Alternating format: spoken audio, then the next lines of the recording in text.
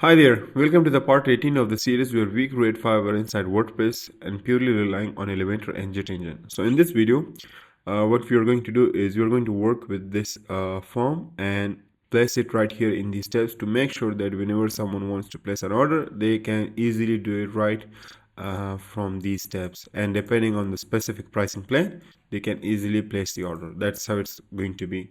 In the previous video, what we did was that we work with this form to make sure that all of the essential data is actually submitted to the orders with the help of this JetFormBuilder. But the only problem we faced was that it's not easy to automatically collect, select any of the pricing tiers, and it takes up the data from the meta fields and sends it to the order. It's a conditional thing or dynamic logical thing which is not easy to do. So that's why the easy approach is to place the simple forms in each of the tabs, and it will be easy for user to see all the details and place the order. Now the only caveat for this is that we need to have three forms. So let's get started. So the first form right now is that this is having this radio selection field. We need to remove this, and I think that's pretty much it. Other than that, rename this form such as like basic gig order form. That's it. Yes. Now go back to the JetFormBuilder area. We duplicate these forms and rebuild it again with desired, specific options. So now here, what we have is that basic gig order form. So let's duplicate it and call it standard. Quick edit. Standard. Update, and then we can call it premium.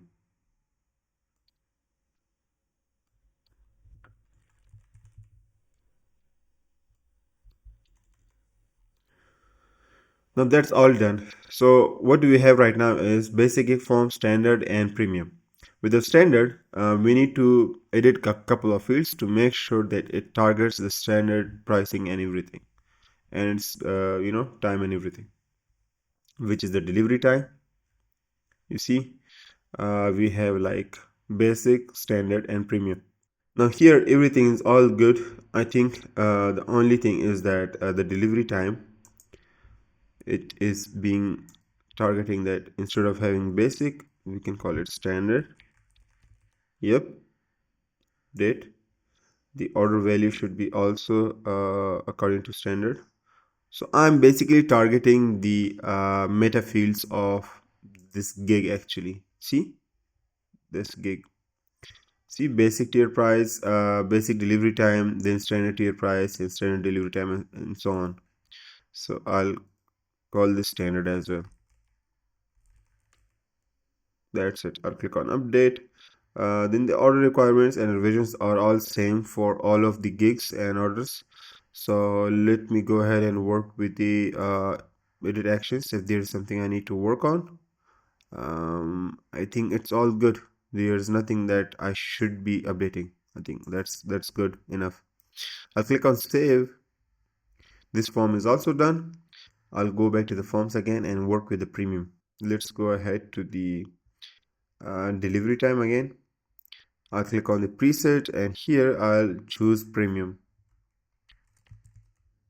I'll update. The order value is going to be updated accordingly as well. Let's click on the preset and replace it with premium. So now we have three distinct forms, and all of those three forms are responsible for each pricing tier. So no matter how many pricing or let's say time the user adds into their gig, the form will dynamically work and they don't have to redo it again. So that's done. The only problem right now is that or let's say that the remaining task is that place these forms and put it in these areas, and make sure we have dynamic conditions turned on where or let's say if a user is not logged. So let's say if the user is not logged in, they shouldn't be able to see this form. That's the goal. So here we do have a single gig template, and I'll have to edit this one right here. Now you can see here that we have this single gig template open up, and now we have this whole area of the form. So what we need to do in is just take away this form and put it right here. And we are going to remove this order now button because we don't need it right away. Click on here, and we will also remove this container. And now what we're going to do is we're going to redesign some of the stuff, or let's say do a little bit of coloring. So here the first thing is let's fix the labels for and give it a proper dark color. In fact, it should be, yeah, that's great. Let's have it this thing, and let's give a background color to the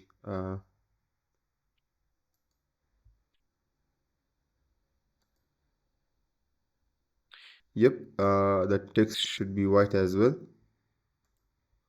and then hover should be having a background color such as dark. Yes, I think that's pretty much it. Yeah,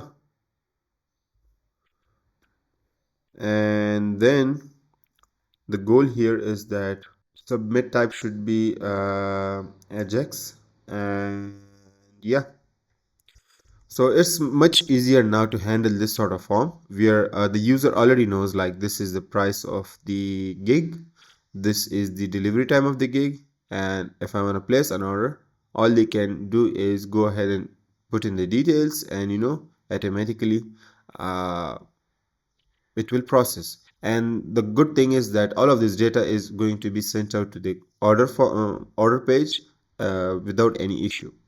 All I have to do is copy this and paste it here, and then I'll have to paste it here again.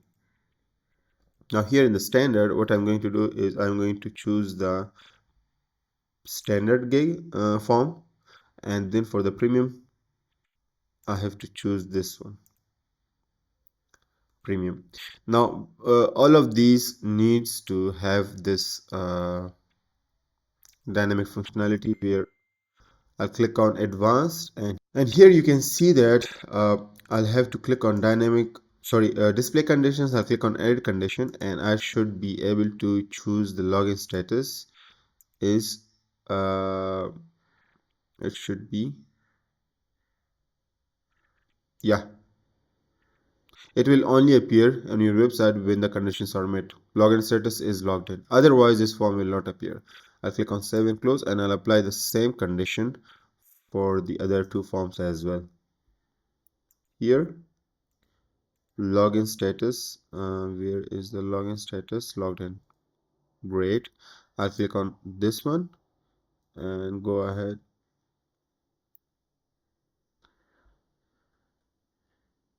display conditions, add, and now what we can do right now is login status logged in. I'll click on publish. See, that's it. That's how it's going to be. So I'll go ahead and go back to the home page again and open up this one, and you can see here that I'm logged in and I can see this form. So let's say if I'm going to place my order, I can come to these tabs and easily place the order without having any issue. That's the dynamic way of handling things. I think in couple of let's say next couple of hours, I'll also place some random orders and make sure that all of we have like more than 10 orders. That way we can work with them inside the seller dashboard. Now these forms can be further manipulated and further worked with. Let's say, for example, this is something that I'm doing as a test, or let's say as a project, but it's not on a live production website where we can handle everything. Let's say the sort of payments thing, like we can go ahead and there are multiple post actions, submit actions. So if I click on add new action, there are many things I can handle here. The first thing is, like, for example, we can do email stuff as well. Yeah, send email. We could also do payment, see, add to cart and stuff like that. Then we can also do some sort of other stuff where we redirect the user to the page. We can also verify the user email or stuff like that. So the send email is the most probable one, where you can actually easily send an email notification whenever they submit the form, and the one who submits the form, or the buyer, and at the same time the seller also gets the email. So there are a lot of actions that you can play with, but that's something that you can do on your own. And you can also go ahead and save the form record. It will be saved in the submissions. So there's a lot of stuff that's possible here, but that's not our goal right now. Our goal is to complete the platform and work, and it should be similar to, in terms of functionality inside Fiverr. Up until now, we have done so many things, like user logs in, we can access the dashboard, and right now the user can place orders. The orders are being processed. Now, what's the next step? The next step here is that uh, inside the dashboard, for the seller, what we are going to do is we need to have another page, and there the orders are going to be managed. And my goal is to make sure and ensure that the orders are properly presented to the users. The user can easily work with the orders, see the details and all the stuff, and then they can work on actually those orders. I'll also see if there is possibility for some extra features, such as, like, sending messages back and forth from the user and to the buyer. That sort of stuff, it's possible. Otherwise, I think we are still good. So that's going to be in the next video. Up until that, I wish you have a great day ahead. Take care. Bye bye.